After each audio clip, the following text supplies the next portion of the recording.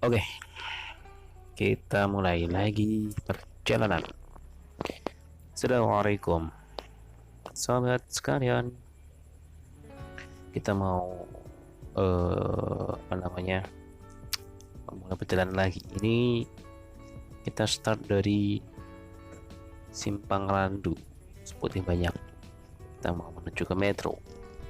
Ini perjalanan yang cukup panjang, sekitar 1,5 jam sampai 2 jam, dengan melewati berbagai macam medan jalan yang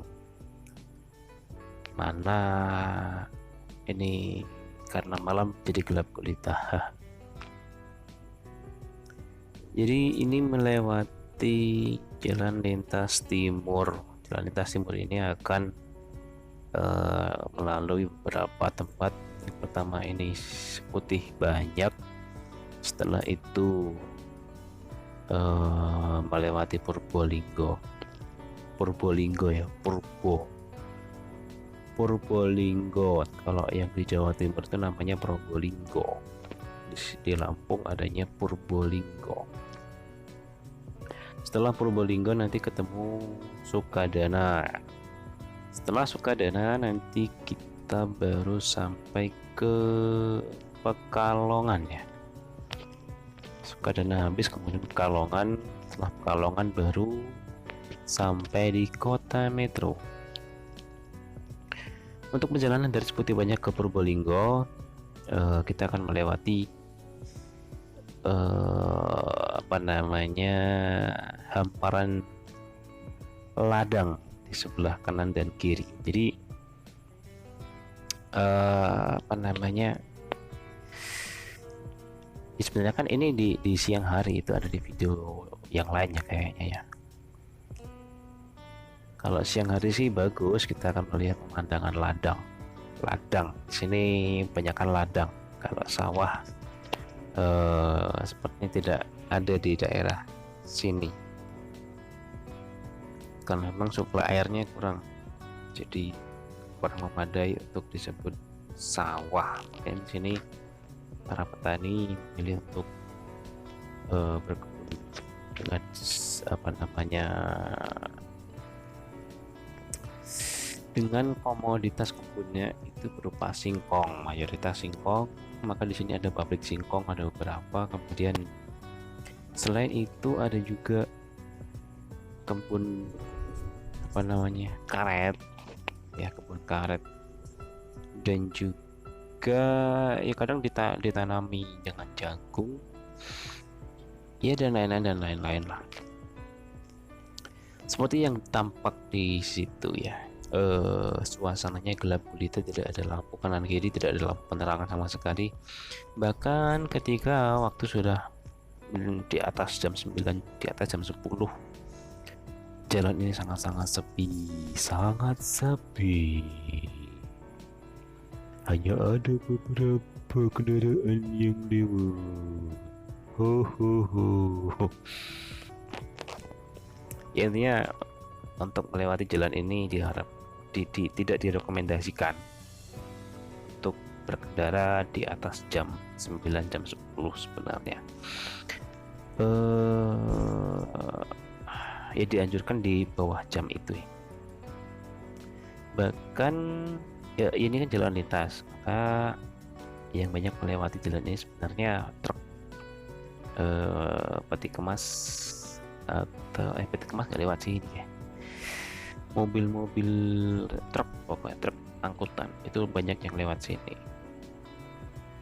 Truk singkong atau truk yang ngampas, truk yang membawa motor, bawa mobil, kadang-kadang lewat sini. Cuma mereka tidak akan berkendara pada malam hari biasanya.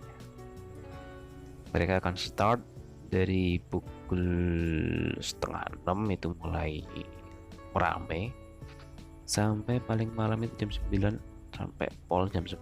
Setelah itu sudah sangat sepi. Seperti tambah di situ dengan ini waktunya masih setelah maghrib, jadi masih cukup ramai. Tapi kalau sudah melewati tadi itu sudah lewat jam 9 jam 10 itu sudah sangat-sangat sepi. Tidak direkomendasikan untuk melakukan perjalanan di area ini sebenarnya begitu, kecuali memang Anda punya mental yang lebih. Kalau mobil masih bisa dimaklumi lah, tapi kalau motor sebaiknya menghindari jalan ini jika ingin berkendara. Lanjut, ini masih disebut banyak ya, gelap gulita. Memang cukup jauh perjalanan yang mesti dilalui. Itu kan banyak truk ini pun paling truk pengangkut singkong yang baru selesai bongkar di pabrik, karena di pabrik juga antri kan mestinya. Mereka baru pulang, biasanya berangkat bawa singkong itu kan sore. Kalau nggak sore ya antara siang dan sore ya, mungkin antri bongkaran baru dapat giliran bongkaran pada jam-jam segini. Sobat sekalian, mungkin ada teman-teman yang pernah melewati jalan ini, mungkin bisa sharing di bawah bagaimana kesannya kalau berjalan di malam hari. Memang gelap banget sih. Di lain sisi memang ini tangkapan kameranya juga kurang terang sih ya, tapi secara umum gelap. Perlu sangat berhati-hati, terutama di sini banyak motor yang mana motor itu tidak punya lampu belakang, jadi kadang-kadang membuat orang lain kaget, tiba-tiba ada motor gitu saja. Terus di sisi lain, di jalur sebaliknya ya, di arah berlawanan itu kadang-kadang ada mobil atau motor yang mereka pakai lampu jarak jauh, dan itu sangat merepotkan karena silau. Akibat silau itu kan jadi nggak kelihatan rumah. Emang menjengkelkan sih, tapi ketika ya nggak satu dua sih, kadang-kadang ada yang ketika dikasih kode mereka nggak respon, jadi tetap dibiarkan gitu. Padahal sangat berbahaya, karena ketika yang arah berlawanannya itu silau, maka tidak akan kelihatan apa kendaraan di depannya. Itu bahaya banget.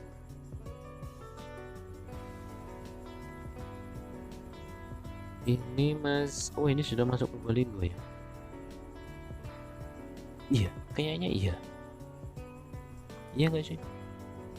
Gelap sih, nggak kelihatan.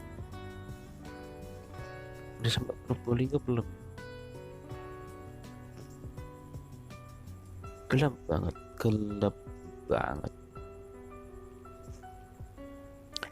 Pernah sih waktu itu jalan lewat sini jam 11, jam 12 ya, bawa pick up. Alhamdulillah nggak ada apa-apa, cuma memang kesannya horor. Kesannya horor, sepi, kanan kirinya ladang. Butuh persiapan yang matang kalau mau lewat sini malam hari, terutama cek perlengkapan bahan bakar, dan terutama stamina biar nggak ngantuk, dan yang penting juga mental. Kalau mentalnya panik kan ketika lihat ada sekelebat bayangan apa, kaget langsung tancap gas, akhirnya bahaya. Harus siapkan mental kalau pengen jadi super malam. Terus perlengkapan harus serba aman, tersedia, karena kita nggak tahu apakah di tengah jalan itu terjadi sesuatu atau enggak. Kita berharap enggak, cuma yang namanya musibah itu kadang memang di luar dugaan ya, bukan kadang, memang di luar dugaan. Tiba-tiba ban pecah, atau mesin bermasalah, atau BBM kehabisan, dan lain-lain. Ya semoga tidak mencapai hal itu. Nah, tuh lihat, gelap banget. Itu kalau nggak ada kendaraan yang dari arah berlawanan itu gelap banget itu. Ya, ya kan, gelap banget, sangat gelap. Oleh karenanya memang dulu sempat ada beberapa berita sih ya, kalau lewat sini itu rawan, terutama bagi pengendara motor, rawan begal. eh Ceritanya sudah beberapa tahun yang lalu lah ya.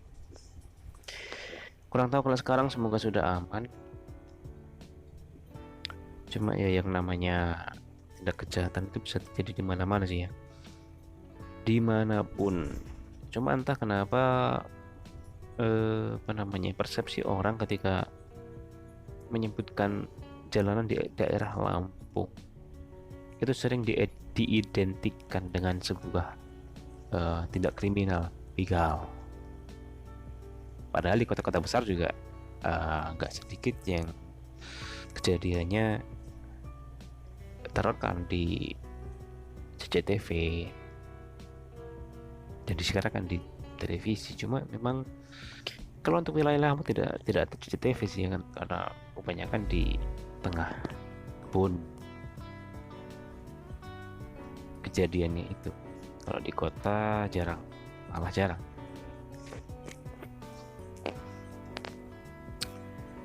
Membahas soal tindak kriminalitas,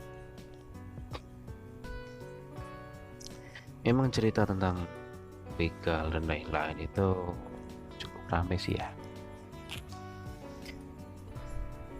Cukup wajar ketika ada yang berpandangan bahwasanya ketika menyebutkan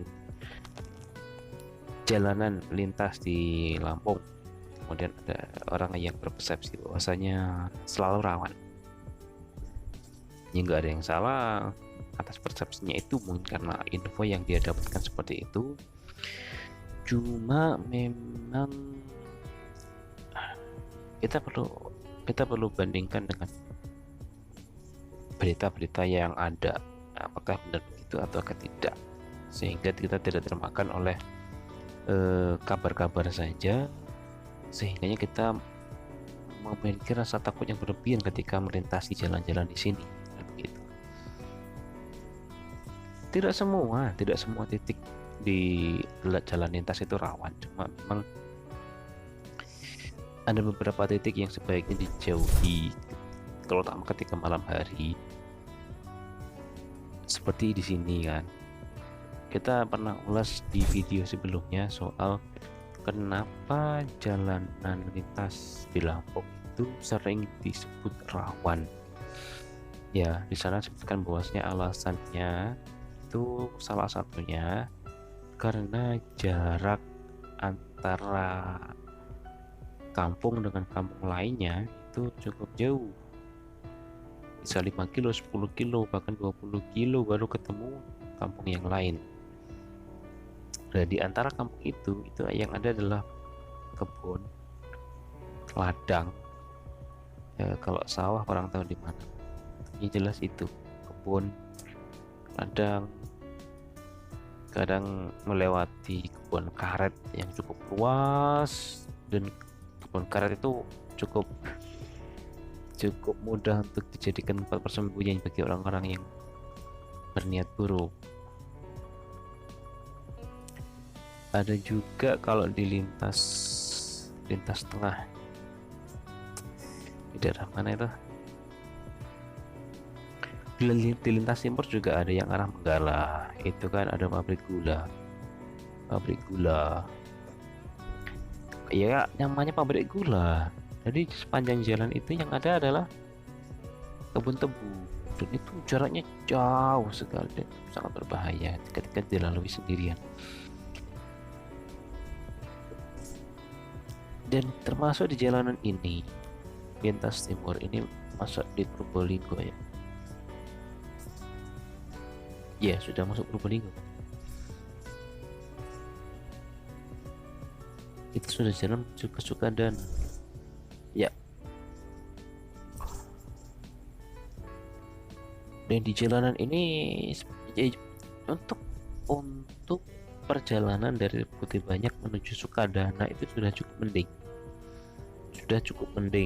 cukup ramai. Yang perlu diwaspadai itu dari Putih Banyak menuju ke Menggala kalau lewat lintas timur, karena kami pernah mengalami perjalanan malam hari setelah maghrib itu sangat sepi, bahkan truk-truk pun sudah sangat jarang lewat karena sudah istirahat semua. Tapi kalau untuk di jalanan antara Putih Banyak ke Sukadana masih cukup ramai setelah maghrib. Jadi kembali pada poin tadi itu, kenapa bisa disebut berpotensi rawan ya, karena memang jarak kebunnya itu panjang, luas. Jadi potensi kriminalnya cukup tinggi. Itulah kenapa kalau mau lewat sini malam hari harus berpikir matang. Bahkan tidak disarankan, kalau bisa cari jalan yang lain. Untuk rute ke arah metro itu bisa lewat Kota Gajah, lewat Penggur, dan seterusnya. Itu lebih aman sih. Kemudian di sisi lain memang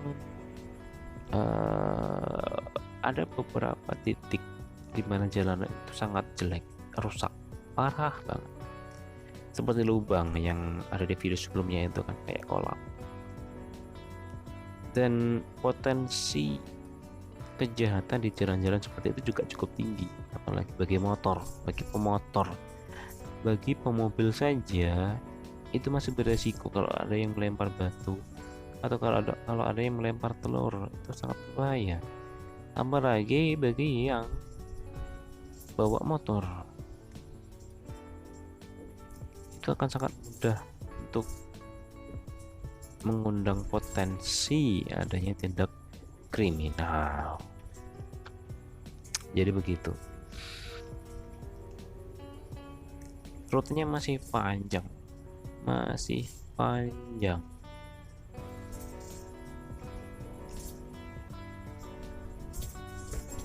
sampai mana ya? Ini sudah masuk Sukadana.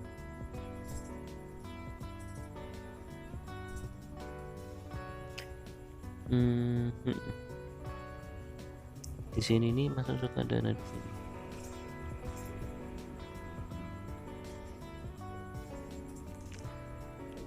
Masih ada truk-truk besar yang lewat. Ini masih probus. Karena gelap jadi susah melihatnya. Tapi sebenarnya kalau lewat sini memang kebanyakan tancap gas ya, karena jalannya di banyak titik itu lebih mayoritas jalannya cukup baik. Yang lubang-lubang sudah sebagian besar ditambal, tapi ya mungkin tetap nyaman bagi mobil yang bagus. Kalau mobil yang agak lama ya lumayan terasa bagaimana guncangannya gitu. Sepanjang jalan ini ya masih berseliweran 1, 2, 3, atau ada yang masih konvoy. Dan konvoy itu sangat dianjurkan kalau lewat sini, terutama bagi pemotor, karena itu akan lebih menjaga diri. Tentunya konvoy juga bawa bekal. Bawalah sesuatu yang bisa dijadikan sebagai alat pelindung ketika terjadi sesuatu.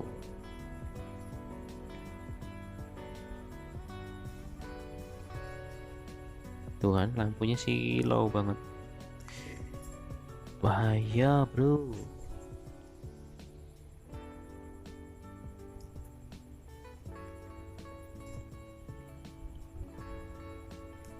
Kita sudah sampai di kawasan mana ini ya?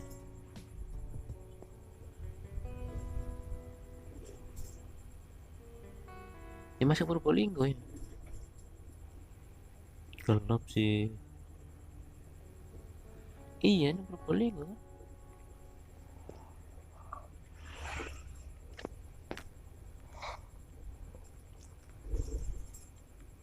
Ini tikungan tuh.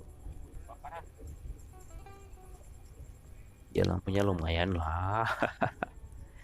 Kalau sudah ke dekat pasar itu lampunya ada, tapi kalau sudah melewati pasar lampunya nggak ada, gelap banget.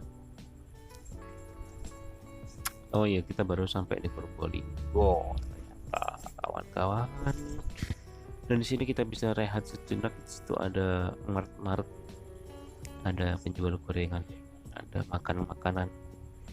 Bisa rehat sejenak untuk meluruskan kaki yang capek. Dan tentunya bisa untuk mencari perbekalan sebelum melanjutkan perjalanan lebih jauh lagi, karena setelah ini jarak antar tempat ini dengan tempat keramaian itu cukup jauh. Jadi kalau mau berhentilah di sini di Purbolinggo untuk mengisi perbekalan dan melakukan hal-hal yang lain, sekiranya bisa menghilangkan rasa lelah. Oke, kita sambung di video berikutnya. Assalamualaikum.